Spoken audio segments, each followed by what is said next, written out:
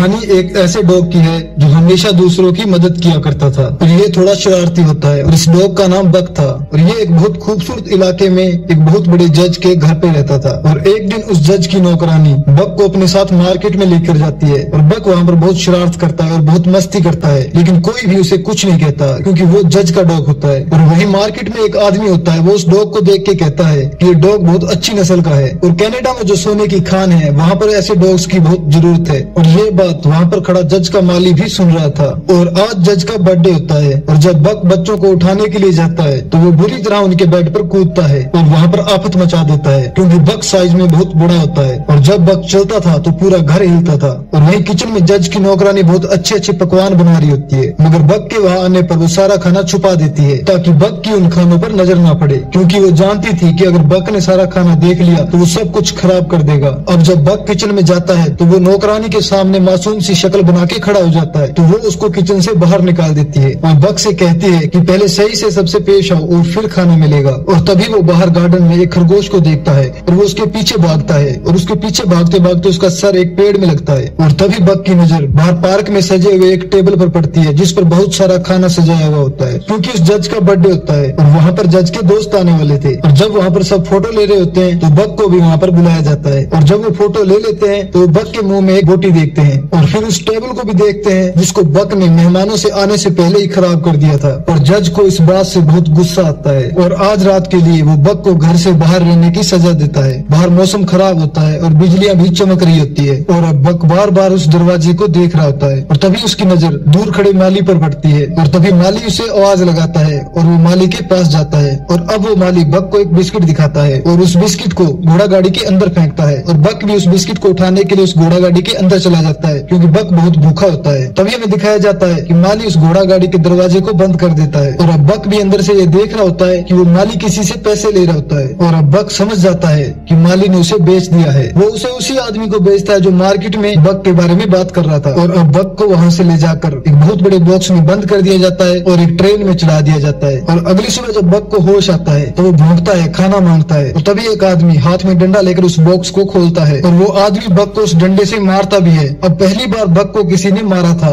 लेकिन बक अभी भी हार नहीं मानता और मौका पाकर वो वहाँ से भाग जाता है। लेकिन वो जब बाहर आकर देखता है तो वो देखता है कि वो तो एक जहाज पर होता है और जहाँ उसके चारों तरफ पानी होता है। और अब बक को ये पता चल जाता है कि वो यहाँ से भाग नहीं सकता और अब वो जहाज अपनी जगह पे पहुँच जाता है। और बक अब सभी को हैरान नजरों से देख रहा था। और तभी वहाँ पर थोड़ी देर में बर्फबारी होना शुरू हो जाती है और बक ने बर्फबारी पहली बार देखी होती है, इसलिए वो उसे देखकर बहुत खुश होता है और वो बर्फ में खेलने लगता है। और तभी वो मौका पाकर वहाँ से अपनी रस्सी छुड़ाकर भाग जाता है। और उसके बाद हमें एक जॉन नाम का बूढ़ा आदमी दिखाया जाता है और जॉन अपना घर छोड़कर यहाँ से जा रहा था। और तभी उसकी टक्कर बक से होती है और यहाँ पर ये दोनों पहली बार मिलते हैं। और बक को फिर से पकड़ लिया जाता है और उसको उन डॉग्स के साथ रख दिया जाता है जिनको बेचा जाना था। और बक वहाँ पर बाकी डॉग्स के साथ दोस्ती भी करना चाहता था और उससे कोई भी दोस्ती नहीं करता। और तभी वहाँ पर एक आदमी आता है और बक उसे बहुत अच्छा लगता है और वो बक को वहाँ से खरीद कर ले जाता है। ये आदमी एक पोस्टमैन था और उसे बर्फ पर अपनी स्लेट को चलाने के लिए एक डॉग की जरूरत थी।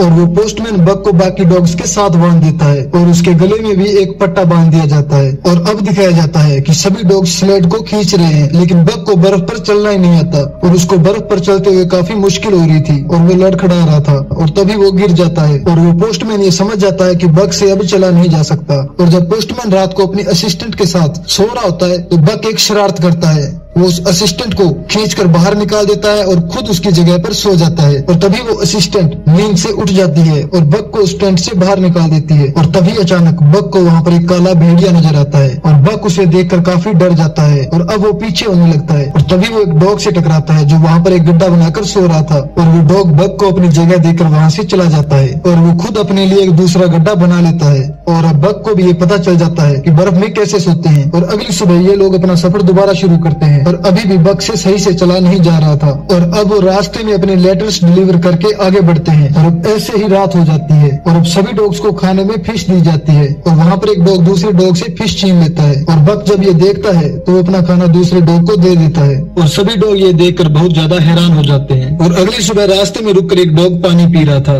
और जब दूसरा डॉग भी वहाँ से पानी पीने लगता है तो वो डॉग उसे मना कर देता है और उस डॉग पर गुस्सा करता है। लेकिन बक जब ये देखता है तो वो दूसरी जगह को खोदकर वहाँ से से पानी निकालता है और सभी डॉग्स को वहाँ से पानी पिलाता है। और अब सभी डॉग्स बग से बहुत ज्यादा खुश हो गए थे और अब वो बग को पसंद भी करने लगे थे। और ये देखकर उस डॉग को बहुत गुस्सा आ रहा था जो दूसरों को पानी पीने से रोकता है। और बग अब काफी अच्छी तरह से बर्फ पर भागने लगा था। और एक दिन रास्ते में चलते हुए पोस्टमैन की असिस्टेंट बर्फ को चेक करते हुए पानी में गिर जाती है। और बग जब ये देखता है तो अपनी जान की परवाह किए बगैर ही उसको बचाता है। और पहले तो वो बग को नोटिस नहीं करती थी, लेकिन अब बग उसे बहुत अच्छा लगने लगा था। वो रात को बग को अपने पास बिठाकर खाना खिलाती है और दूसरा डॉग सब कुछ ये दूर बैठा देख रहा था। और ये सब देखकर उसे बहुत गुस्सा आता है। और इसके बाद वो पोस्टमैन और वो असिस्टेंट सोने के लिए चले जाते हैं। और तभी बग एक खरगोश को देखता है और उसके पीछे भागता है। और अब वो इसी तरह से उस खरगोश के साथ खेला करता था। और तभी वहाँ पे वो दूसरा डॉग आता है और उस खरगोश को मार देता है। और बाद में वो बग पर भी हमला करता है और उस हमले से बग बेहोश हो जाता है। और तभी अचानक वहाँ पर वो काला भेड़िया आ जाता है और वो उस डॉग को उठाकर दूर फेंक देता है। और अगली सुबह पोस्टमैन उस डॉग को आवाज लगाता है जिसने रात को बग पर हमला किया था। पर वो डॉग वहाँ पर नहीं होता। वो उसे इसलिए ढूंढ रहा था क्योंकि वो उसे अपनी स्लेड के सबसे आगे बांधता था। पर बग अब ये चाहता था कि उसको सबसे आगे बांधा जाए। और अब बग बहुत जोश में होता है और वो बहुत तेज भागता है। और पोस्टमैन भी इस बात से बहुत खुश होता है। और तभी वो साइड में देखता है कि एक पहाड़ पर से बर्फ गिर रही होती है और बग भी उसे देख लेता है। और तभी वो पोस्टमैन बग को दूसरी साइड मुड़ने के लिए कहता है और वही बग को सीधी साइड पर वही काला भेड़िया नजर आता है जो अक्सर रात को बग को दिखा करता था। और तभी बग अपनी दूसरी साइड में गुफा को देखता है, वो उसकी तरफ मुड़ जाता है और सबको बचा लेता है। और अब पोस्टमैन भी इस बात को देखकर समझ जाता है कि बग सचमुच एक समझदार डॉग है। और अब वो बग की अक्लमंदी और तेज रफ्तार से अपनी जगह पे पहुंच जाते हैं और सबको अपने अपने लेटर देते हैं जिनको पढ़कर सब बहुत खुश होते हैं। और बग भी यहाँ पर सबको देख रहा था और यहाँ पर जॉन भी होता है। और अब हमें दिखाया जाता है कि जॉन अपने घर पे बैठकर अपनी बीवी के लिए लेटर लिख रहा था और जिस लेटर में वो लिखता है कि आज उसके बेटे का बर्थडे है जो अब इस दुनिया में नहीं रहा और जिसकी वजह से उसने अपना घर भी छोड़ दिया था। और यहाँ पर बग को एक बार फिर से वही काला भेड़िया नजर आता है। और यहाँ पर हमें ये बात समझ आती है कि जब वो काला भेड़िया बग को नजर आता था तो उसके साथ कुछ न कुछ अच्छा होता था।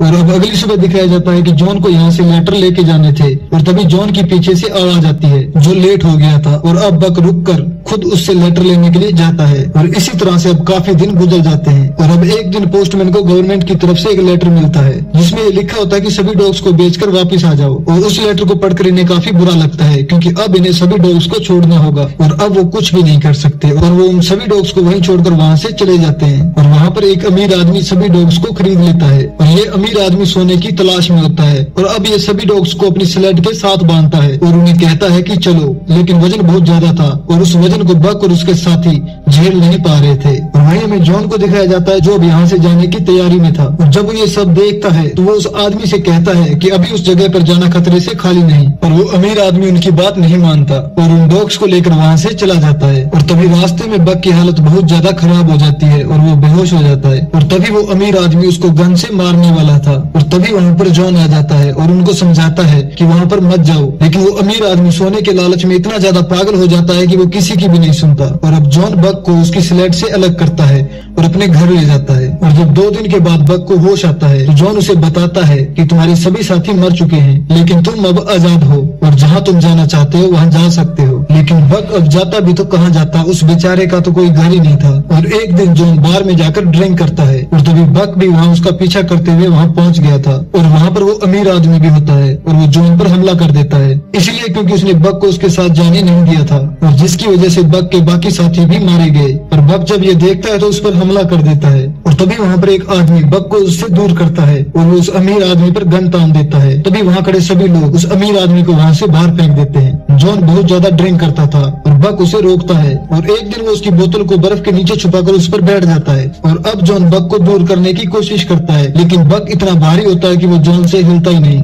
और एक दिन जॉन उसको एक नक्शा दिखाता है और बग से कहता है कि एक ऐसी जगह है जहाँ पर बहुत सारा सोना मिलेगा। मेरे बेटे ने इस नक्शे के पीछे एक लाइन लगाई थी और वो कहता था कि सभी लोग नक्शे के मुताबिक चलते हैं लेकिन हम इस लाइन पर चलेंगे। और जॉन अब बग से कहता है कि चलो हम भी अब सोना ढूंढने के लिए चलते हैं। और अब वो एक नाव में बैठकर अपना सफर शुरू करते हैं। और आगे हमें दिखाया जाता है कि पानी का बहाव बहुत तेज है और इसकी वजह से उनकी कश्ती में एक सुराख भी हो गया था और इस वजह से उनको अपनी कश्ती को छोड़ना पड़ता है और वो पैदल ही अपना आगे का सफर तय करते हैं। अब दोनों को यहाँ पर एक घर नजर आता है और इसे देखकर ये दोनों बहुत खुश होते हैं। और दूसरी तरफ हमें दिखाया जाता है कि वो अमीर आदमी जो सोने की तलाश में था वो जॉन के घर पहुंच जाता है उसे मारने के लिए। और तभी उसको वहाँ पर एक नक्शा नजर आता है और उस नक्शे को देखकर वो समझ जाता है कि जॉन कहाँ पर गया है। और एक दिन जॉन को नदी में नहाते हुए एक सोने का टुकड़ा मिलता है और इसे देखकर जॉन बहुत खुश होता है और वो समझ जाता है कि वो सही जगह पर है। और तभी उसे देखकर बक भी पानी में डुबकी लगाता है और एक पत्थर उठाता है, लेकिन जॉन उससे कहता है कि नहीं नहीं ये नहीं है। और फिर वो दोबारा से पानी में डुबकी लगाता है और इस बार वो बहुत बड़ा सोने का टुकड़ा निकालता है।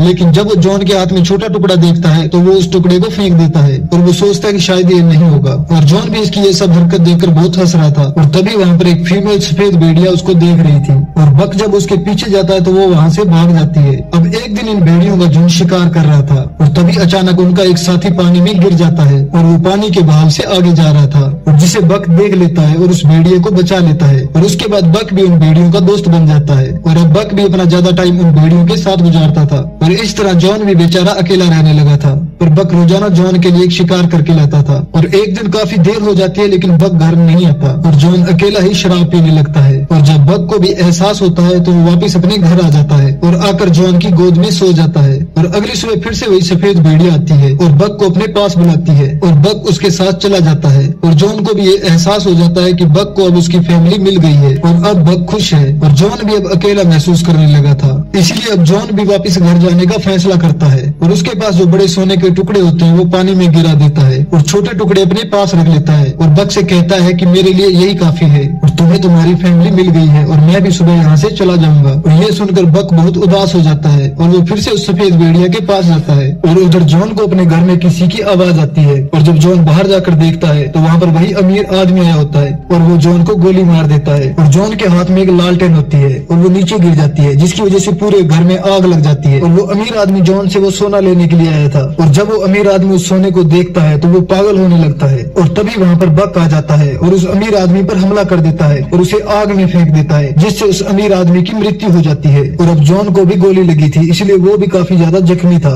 और अब जॉन अपनी जिंदगी की आखिरी सांसें गिन रहा था। और वो मरते हुए बक से कहता है मेरे बच्चे यही तुम्हारा घर है और तुम्हें यही रहना है। और ये कहते ही जॉन की मृत्यु हो जाती है। और तभी वहाँ पर वो सफेद भेड़िया आती है और बक को अपने साथ ले जाती है। और कुछ टाइम बाद में दिखाया जाता है कि बक और वो सफेद भेड़िया अब कपल थे और इनके 2 बच्चे भी थे। और अब बक अपने झुंड का लीडर बन गया था और वो अपने झुंड को लेकर उस जगह पर भी जाता है जहाँ पर जॉन की मृत्यु हुई थी। और अब बक इस जंगल में बहुत खुश था और इसी के साथ इस मूवी का अंत हो जाता है। अगर मूवी पसंद आए तो चैनल को सब्सक्राइब करना ना भूले। मिलते हैं अगली वीडियो में, तब तक